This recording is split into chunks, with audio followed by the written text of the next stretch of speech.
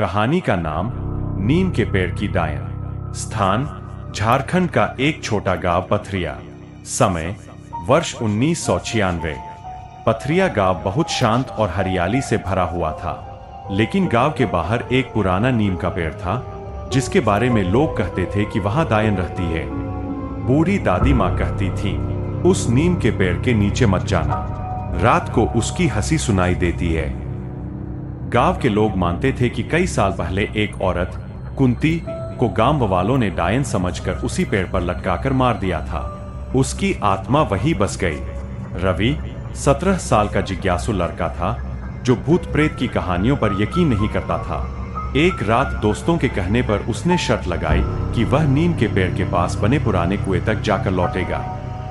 वो रात थी अमावस्या की, चारों ओर घना अंधेरा।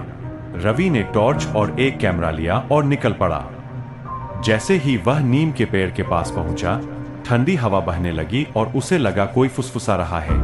रवि, लौट जा। उसने सोचा कोई दोस्त मजाक कर रहा है, लेकिन तभी पेड़ की शाखा पर एक सफेद साड़ी में लटकी एक औरत दिखी। उसका चेहरा उल्टा था, बाल जमीन तक लटक रहे थे और आंखें जलती हुई दिखती थीं। रवि भागा, लेकिन उसके कैमरे की लाइट अपने आप ऑन हो गई और उसमें वही औरत दिखने लगी, हर कोन से, हर झाड़ी के पीछे से। अगले दिन रवि घर नहीं लौटा। गांव वालों ने खोजबीन की, लेकिन केवल उसका कैमरा और एक कटे हुए बालों का गुच्छा नीम के पेड़ के नीचे मिला। उस दिन के बाद से हर पूर्णिमा को किसी न किसी घर से एक नौजवान लड़का गायब होने लगा। एक तांत्रिक को बुलाया गया। उसने नीम के पेड़ के चारों ओर राख से गोला खींचा और हवन करना शुरू किया। आधी रात को आसमान में अजीब सी चीखें गूंजने लगीं। औरतों की हंसी और बच्चे की रोने की आवाजें आने लगीं।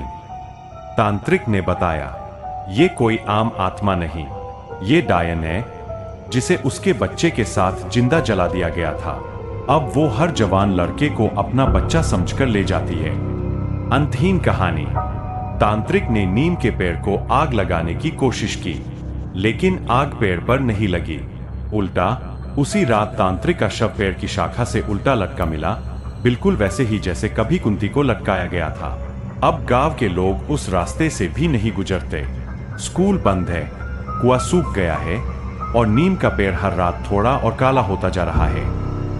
कहा जाता है, जो भी उस पेड़ के नीचे अपनी छाया देख लेता है, वो 7 दिन के अंदर